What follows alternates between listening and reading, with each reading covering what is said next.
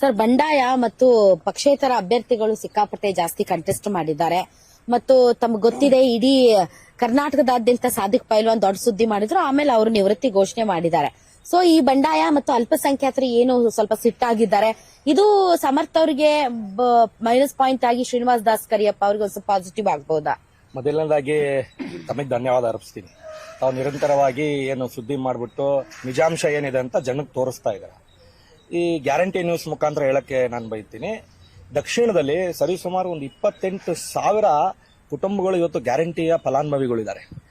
ಅವರಿಗೆ ಕನಿಷ್ಠ ಒಂದು 2-3 ಸಾವಿರ ರೂಪಾಯಿ ಅವ್ರ ಮನೆಗೆ ಏನು ಹೋಗ್ತಾ ಇದೆ, ಅವ್ರ ಜೀವನ ನಡೀತಾ ಇದೆ. ಯಾರು ಮಾಡಿರೋದು? ಕಾಂಗ್ರೆಸ್ ಸರ್ಕಾರ ಮಾಡಿದೆ. ಕಾಂಗ್ರೆಸ್ ಸರ್ಕಾರ ಮಾಡಿ ಅಂತ ಕಾಂಗ್ರೆಸ್ಗೆ ಬೆಂಬಲ ಕೊಡಿ ಅಂತ ಹೇಳಕ್, ನಿಮಗೆ ಜನಪರ ಯೋಜನೆಗಳು ಯಾರು ಕೊಡ್ತಾರೆ ಅವ್ರಿಗೆ ಜನ ಅಲ್ಲಿ ಬೆಂಬಲ ಕೊಡ್ತಾರೆ. ಅಲ್ಪಸಂಖ್ಯಾತರ ವಿಚಾರದ ಬಗ್ಗೆ ಹೇಳ್ತೀನಿ ಮೇಡಮ್. ಅಲ್ಪಸಂಖ್ಯಾತರ ಅಂದ್ರೆ ಈಗ ಬಿಜೆಪಿ ಯಾವತ್ತಾರ ಅಲ್ಪಸಂಖ್ಯಾತರ ಬಗ್ಗೆ ಏನು ಮೊಸಳೆ ಕಣ್ಣು ಹಾಕ್ತಿದ್ದಾರೆ. ಒಬ್ರಿಗಾರ ಅಲ್ಪಸಂಖ್ಯಾತರಿಗೆ ಇವರು ವಿಧಾನ ಪರಿಷತ್ತಲ್ಲಾಗ್ಲಿ ಇಲ್ಲ ವಿಧಾನಸೌಧದಲ್ಲಿ ಯಾವತ್ತಾರ ಟಿಕೆಟ್ ಕೊಟ್ಟಾರ? ರಾಜ್ಯಸಭಾ ಕಳಿಸಿದ್ದಾರೆ ಯಾವತ್ತಾರ? ಇವತ್ತು JDS ಜೊತೆ ಒಪ್ಪಂದ ಮಾಡ್ಕೊಂಡಾರಲ್ಲ ಮೇಡಮ್. ನೇರ ಪ್ರಶ್ನೆ, ಈಗ NDA ಅಂದ್ರೆ ಏನು?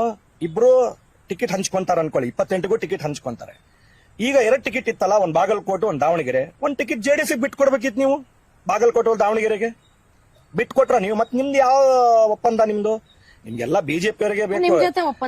ಯಾರ ಜೊತೆಗೆ ಯಾರು ಒಪ್ಪಂದನೂ ಆಗಿಲ್ಲ ಮೇಡಮ್. ಯಾಕರಿಗೂ ಒಳ ಒಪ್ಪಂದ ಆಗಿಲ್ಲ. ದಾಸ್ ಕರಿಯಪ್ಪ ಅವರು ಎಲೆಕ್ಷನ್ ಅವ್ರು ಮಾಡ್ತಾ ಇದಾರೆ, ಸಮರ್ಥ ಅವ್ರ ಎಲೆಕ್ಷನ್ ಅವ್ರು ಮಾಡ್ತಾ ಇದಾರೆ.